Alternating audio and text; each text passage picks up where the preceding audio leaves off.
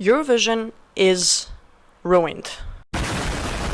Hello guys and welcome to my new video. Today we're going to be talking about Eurovision, and I think all of us are kind of pretty much annoyed right now to be talking about this, and that's exactly why I wanted to talk about this. So we're going to get to the point of where the politics pretty much took over the whole Eurovision. But firstly, let's start off with some basic history about it. So basically, Eurovision was founded in 1956, let's say it like that. It was firstly held on the 24th of May 1956 in Switzerland, and it was, let's say, made by Radio Svizzera Italiana, pardon. I'm not quite sure if I pronounced that right. Correct me if I'm wrong. I do not know Italian. I never learned Italian. But it doesn't matter. Basically, the first countries that were in Eurovision and that were competing in Eurovision were Belgium, France, West Germany, Italy, Luxembourg, the Netherlands, and Switzerland. Those were the 7 countries that firstly even competed in Eurovision, and basically the first win that happened there was by Switzerland. It was by Liz Assia, and she sang Refrain. Before, the way that the juries would, let's say, even give points to the countries, it was really a lot behind the closed doors, if I can say it like that. Basically, there were 2 juries from each of one country that were to compete in the contest, and they would give their votes, to the country that they think should win. They could vote for their own country, it doesn't matter. What only matter is that, they voted critically as they should. Once again, which is not happening today. But we'll get to that, as I said, a bit later. So firstly, as all of you know, Eurovision is made that if you were to compete in the contest, and if you were to win, let's say you were from, Sweden, and if you were to compete in the Eurovision Song Contest, your country would be the host next year.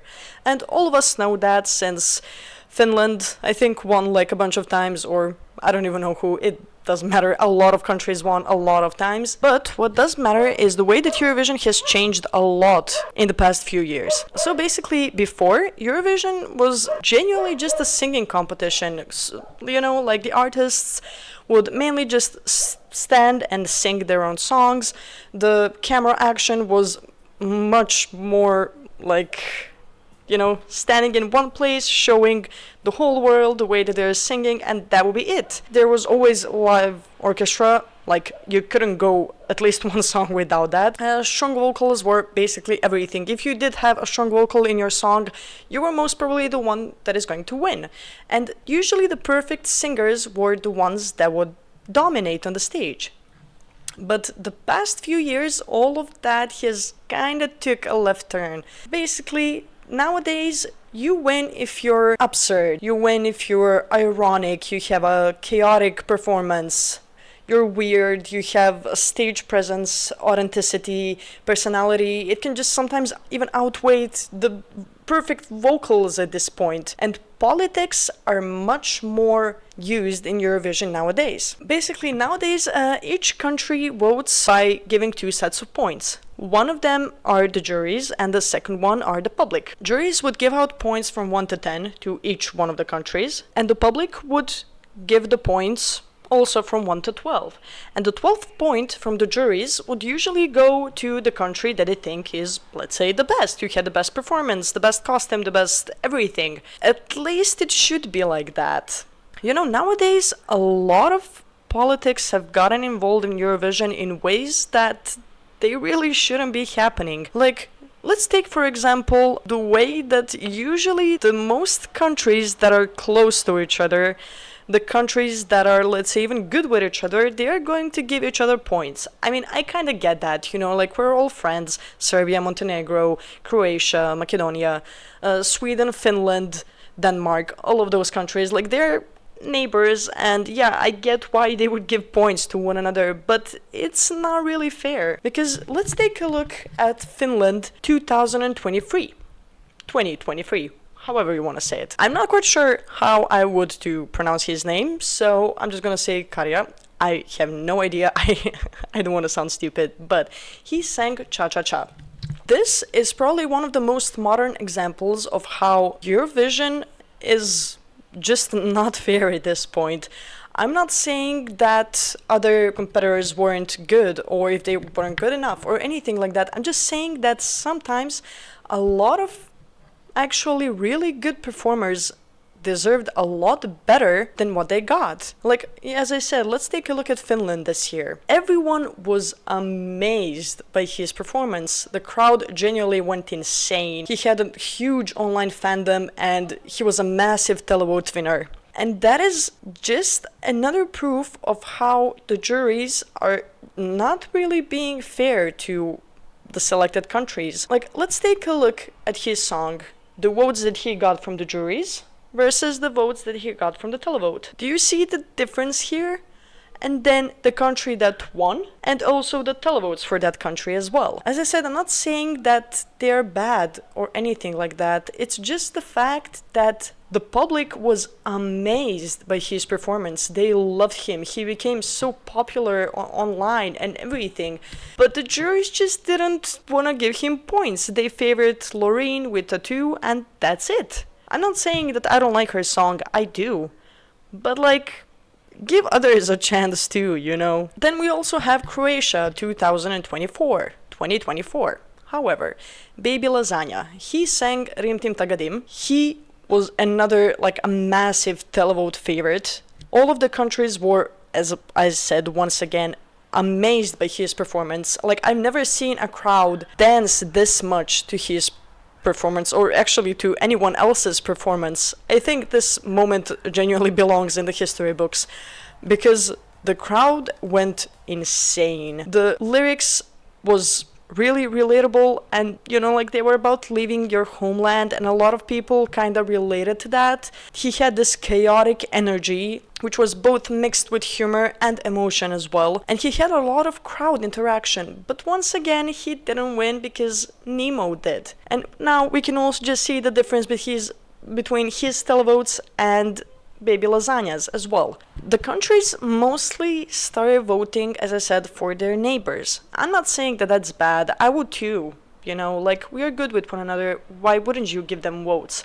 But sometimes a lot of countries have really good performers. They have this amazing art that they do on stage, and then you go and see the points, like the final points for Eurovision, and they have like 50 points, which is kind of confusing when you actually think about it. Now, we also have Goa. It was from Ukraine, 2021. She sang Shum, and fans were freaking obsessed with it. It was unique, it was hypnotic, it was culturally authentic, as the way it should be. Eurovision before, people used to sing in their own language. It was all about that, to represent your country, your culture and everything. But nowadays everyone is mostly singing in English. They're just following TikTok trends and just trying to see what's new that they can add to their performance that is not even from their country anymore. And people are liking that now more than, let's say, Goa, for example, who sang actually in Ukrainian, who actually sang about their country. And you know, like, it was such a cultural shock on Eurovision, which it shouldn't be. But they didn't win because they didn't get as much votes from the juries.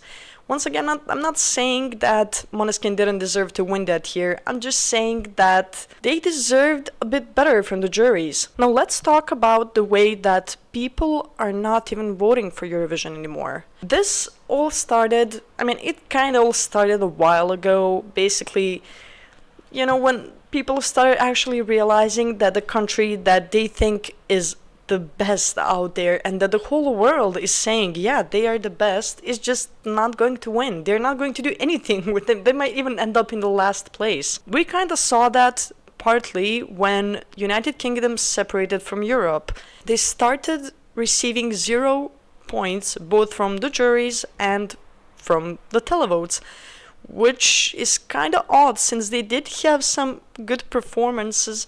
And like, I'm not saying that they're the best, but give them 0 points, that's not really correct.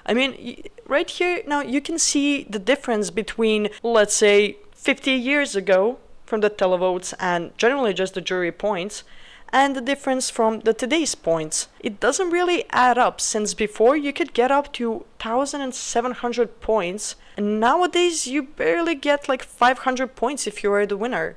And as I said, that is mostly because people stopped voting for Eurovision. This kind of got really bad mainly in 2023 when Israel started the war with Palestine. And you know what happened then? Yeah, Eurovision decided that they want to keep Israel. Since then, a lot of countries were actually reconsidering if they even want to enter Eurovision anymore. For example, Spain, Ireland, etc. Like, a lot of countries have even left the competition because they didn't want to compete anymore. Because they think that what Israel is doing is absolutely not okay, and I agree. I do not want to get into the politics completely. I kind of want to stay away from all of that, at least on YouTube. But what I want to say is that Eurovision decided to keep Israel, which did mean that they're going to probably lose a lot of countries from competing in their contest, and they were okay with that. But what is happening nowadays is that, let's say, for example, this year or the last year, Israel almost won. Basically,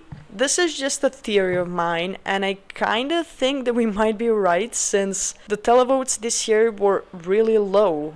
And when I say really low, I mean like Bulgaria had like 500 and something points, which is not usually the same as within the past, as I said, 20 or 30 years. And it's not even that expensive to vote for Eurovision. Like, for us, for example, here it's like 50 cents. That's really not a lot. I don't know how much it's in other countries, but it's not a lot for us. And basically, I think that a lot of countries this year saw that Bulgaria could win, and they voted for them. Why? Because they didn't want Israel to win. They started muting the audience when Israel would to even compete or to sing on stage, because a lot of people were booing on the background and screaming and yelling and telling them to get off the stage and that they want peace with Palestine and everything, but that still didn't keep them from keeping Israel in the competition. And that is mainly because one of the, let's say, top 5 or top 4, I'm not quite sure, like, not owners, but like finders, let's say, kind of Eurovision, is one person who's from Israel. So I don't think that we're going to be able to get off that really easily. But let's say we send out the band that we did send out this year. I'm from Serbia and we sent out Lavina. I don't think that they deserved 17th place. A lot of people on YouTube, when Eurovision posted their song, everyone was commenting how they don't understand how they ended up in the 17th place, how they didn't win, how this, how that. And everyone is just constantly saying that it's unfair. Croatia as well. Like, they deserved a lot better than the points that they got. And our juries didn't even give them any points, even though it's actually a really cultural and a really, really sad song. But they didn't get any points from us, which I don't really understand, and it's just, I don't like that at all. But Eurovision is just not the same anymore, because people are just always going to give points to the countries that kind of don't deserve it. And I'm not saying this for the televote, I'm saying this for the juries. And I kind of maybe said this wrong. Not that they didn't deserve it. All of the countries are doing amazing on Eurovision and they're pouring their soul out. But like, you can't tell me that Baby Lasagna didn't win, that Cha Cha Cha didn't win. Like, those songs got so far that they even made a whole new song on Eurovision for them a year later after Baby Lasagna's performance. Just because all of the people that watched Eurovision loved them and nobody understood how they didn't win the contest. I'm not saying that, as I said, that the other countries are bad or anything like that, but they got the most points from the televote, and then the juries gave someone random the 12 points, which doesn't even make sense. So basically, all of the Eurovision just took the political turn really bad, and I wish that we could kind of experience the old Eurovision, where people would vote, juries would give out points, not based on who their neighbor is, not based on if they owe the country something or if they're good with them, but actually based on the performance and the vocals and everything of the band person, or I don't even know.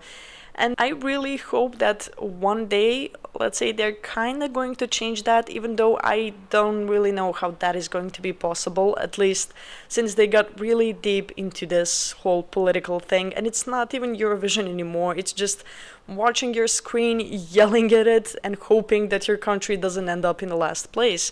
The same way that UK does for the past few years all the time. But yeah, and that is just another reason why Turkey left the competition.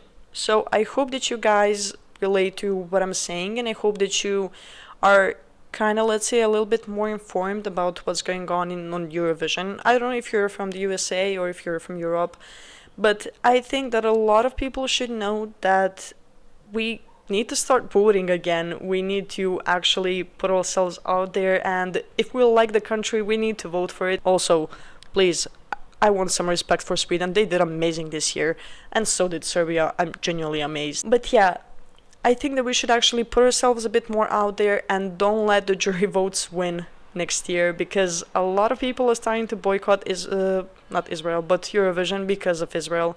And I don't really know how they're gonna get out of this without kicking Israel out. And basically, yeah, that's it. I hope you enjoyed this video. I hope that you kinda related to it and that you think that the other countries deserved a lot better too. I kinda kept this one short because I don't want to prolong it too much. But if you enjoyed this video, make sure to like, subscribe, and turn the bell on for notifications if I post another video. And I'll see you next time. Bye bye.